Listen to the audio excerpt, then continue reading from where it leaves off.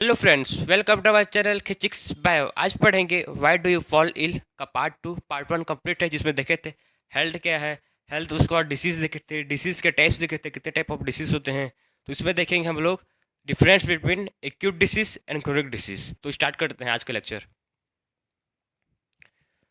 Difference between acute and chronic disease. सबसे पहले देखते हैं एक्यूट डिसीज़ क्या है, फिर देखेंगे chronic disease. So friends, acute disease वो डिसीज़ को बोलते हैं जो शॉर्ट पीरियड ऑफ टाइम का रहता है अपने बॉडी में, मतलब कम दिनों तक रहता है। कोई भी डिसीज़ उसको बोलते हैं एक्यूट डिसीज़। और क्रोनिक डिसीज़ वो डिसीज़ को बोलते हैं जो लॉन्ग पीरियड ऑफ टाइम के लिए रहता है बॉडी में। मैं आपको कल पिछले लेक्चर में एग्जांपल भी बताया था कि वो क्रोनिक डिसीज़ का लॉन्ग टर्म में कैंसर जो लॉन्ग टाइम का रहता है, और एक्यूट डिसीज़ का था कॉमन कोल्ड, सर्दी, जो कम समय का रहता है। तो देखते हैं इसका डिफरेंस बिटवीन।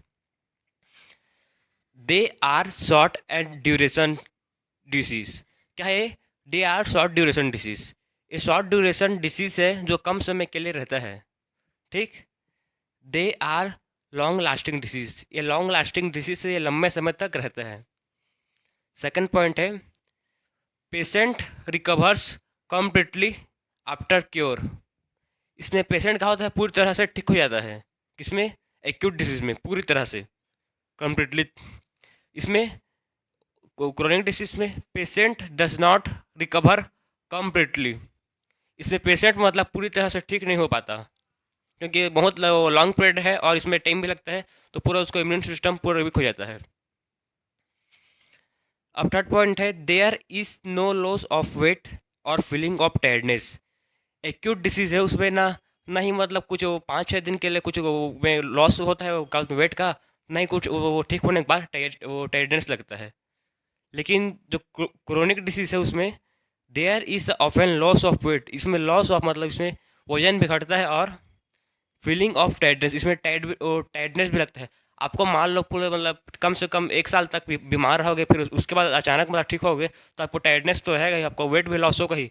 आप अच्छे से खाना मतलब न्यूट्रिशन नहीं मिलेगा आपको, तो वेट डिफिनेटली तो वेट लॉस होगा ही। अब फोर्थ पॉइंट है there is a short duration loss of work and efficiency. इसमें वर्क और इफिशियंसी का मतलब 4-5 दिन में खाली कम ही लॉस होता है, शॉर्ट ड्यूरेशन का लॉस होता है वर्क और इफिशियंसी का।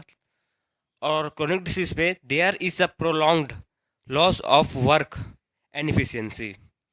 इसमें बहुत ज़्यादा मतलब सालों साल तक बीमार मतलब रहते हैं, तो पूरा वर्क और इफिशियंसी दोनों लॉस हो जाता है। किसी भी चीज़ को काम करने का इंटरेस्ट भी खत्म हो जाता है, क्योंकि बॉडी वीक हो जाता है, तो कुछ भी काम करने का मन भी नहीं करता।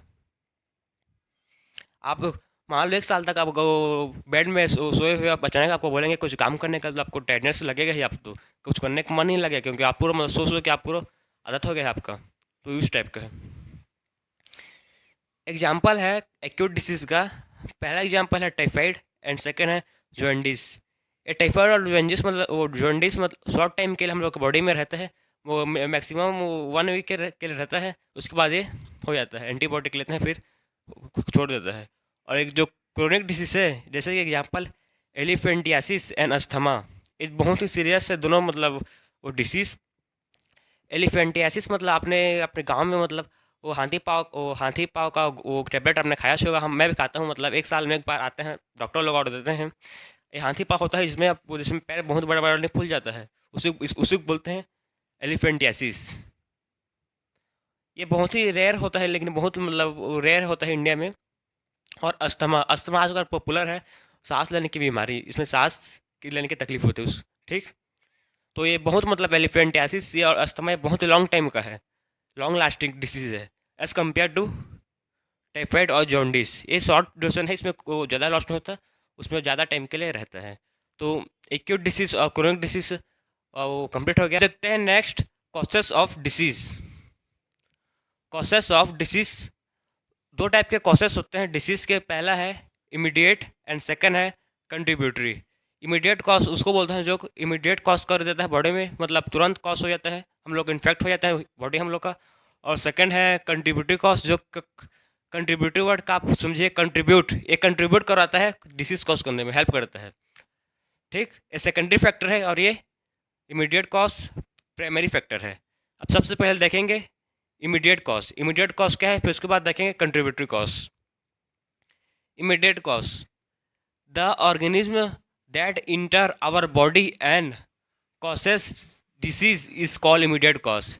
ऐसे ऑर्गेनिज्म जो हमारे बॉडी में इंटर करते हैं और हमको डिसीज करते हैं, हम लोग को इन्फेक्ट करते हैं, उसी ऑर्गेनिज्म को बोलते हैं इमीडिएट कॉज। इमीडिएट कॉज, ठीक। एग्जाम्पल है वायरस, बैक्टीरिया एंड प्रोटोजोआ। ये जो वायरस, बैक्टीरिया एंड प्रोटोजोआ है वो हम लोग के बॉडी में इमीडिएट इफेक्ट कर देते हैं, हम लोग बॉडी में तुरंत बीमार करते हैं, जाते हैं हम लोग के बॉडी में और तुरंत मल्टीप्लाई होते हैं, अपने नंबर को इंक्रीज करते हैं, तो हम लोग इन्फेक्ट उससे बहुत जल्द हो जाते हैं। सेकेंड है contributory cause, the secondary factors which lead this organism enter our body are called as contributory cause. ऐसे ऑर्गेनिज्म है, इसको देखिए, यह है प्राइमरी फैक्टर था इमीडिएट कॉज, यह है secondary factor.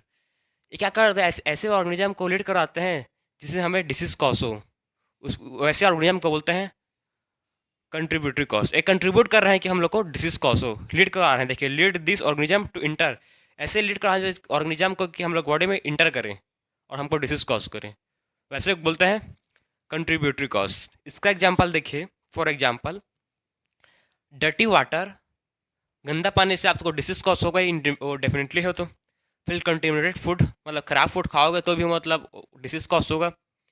Improper nourishment, lack of malnutrition, आपको प्रॉपर नरिशमेंट नहीं मिलेगा तो आपको डिसीज कॉज होगा। प्रॉपर स्टैंडर्ड ऑफ लिविंग, आप अच्छे से कैसे रह रहे हो लिविंग, मतलब वो भी आपको फैक्टर में वो इंपॉर्टेंट फैक्टर है जो आपको डिसीज कॉज कराता है।